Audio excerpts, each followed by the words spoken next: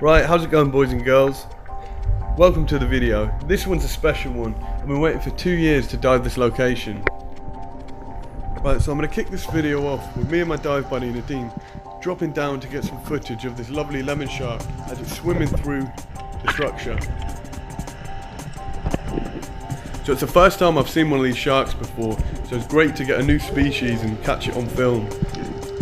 And then, as we're filming, I really don't expect to see a massive spangled emperor swimming this high up in the water column. So I take a look at the shark, it's swimming in the opposite direction, it's really chilled out, and I take the shot. So this is a good reason why you dive in pairs. As I'm swimming up and trying to pull the fish away from the structure, Nadeem grabs the line just to steer it away. So this is my biggest spangled emperor to date. So after a couple of shallow scout dives, I decided to drop down onto this beam about 20 meters below, and there are monsters. These GTs are huge, and I know that if I take the shot and I don't get a perfect stone shot, it's going to run right through the structure.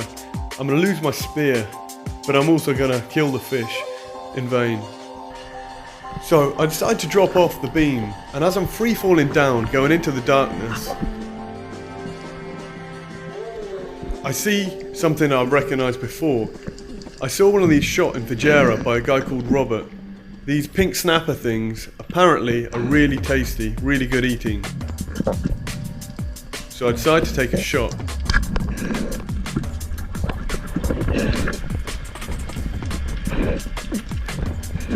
So this is one of the hardest things about freediving and spearfishing around structure.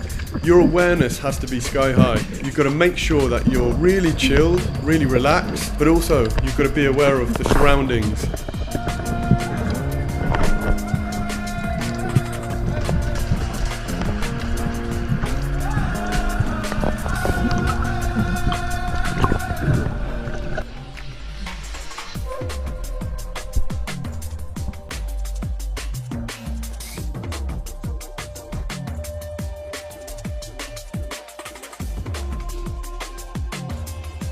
Man, this place is spooky. You don't know what's going to come around the corner or up through the depths.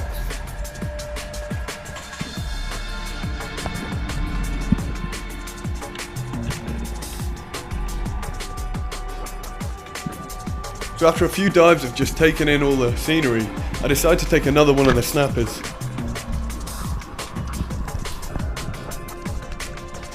Now I try to dive the outside of the structure, so I know if there's a big fish, I can pull it away from the structure. And a nice big yib swims by, so I decided to take the shot on this one. It goes straight down rather than into the structure, and I can pull him up.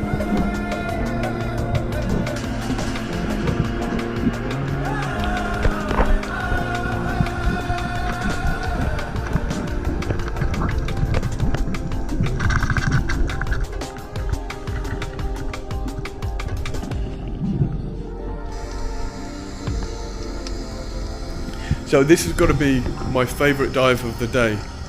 So as I'm dropping down, this is after a few dives, so I'm really chilled out, my breath holds nice and cool, and I'm about 20 meters down, just resting on the structure. So I take a look over the edge, and as I look behind my shoulder, something catches my eye.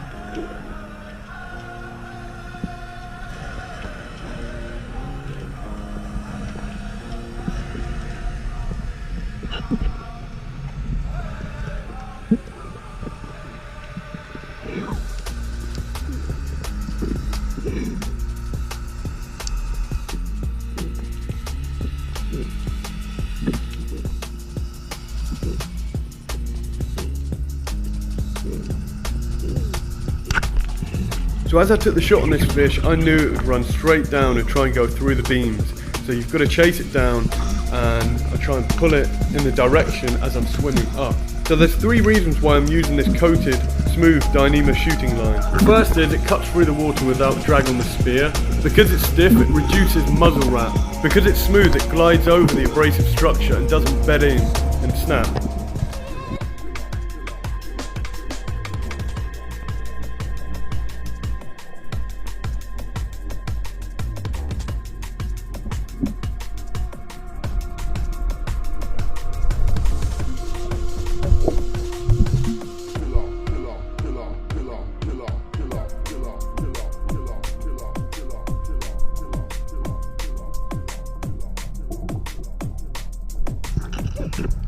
I've got to say, I was really blown away by the fish life on this structure.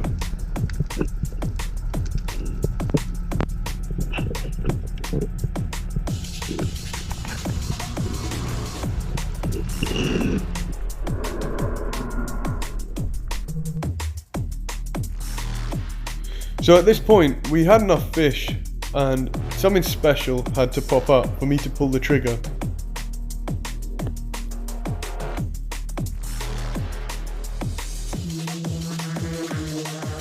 So once you override that spooky feeling of the nothingness below you, it's actually a really warming experience just being in the middle of all of these fish.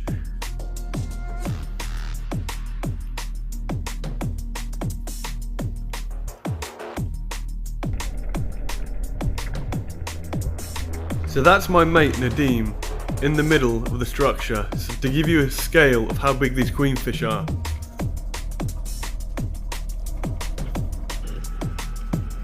So when the hours feel like minutes because you're really enjoying the surroundings, we decide to drop down before the light goes and look at what's around the structure. So I drop down to about 18 meters in amongst the barracuda shoals, and I'm just free falling down, and I can see a kingfish in the shoal. With these kingfish or Spanish mackerel, you've got to make sure you give them the line they require because they'll rip off.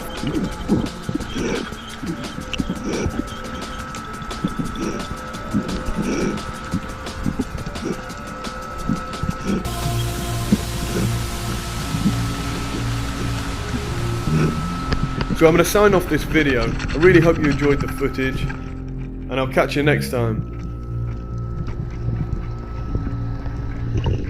Your quest is over. What if it's only beginning?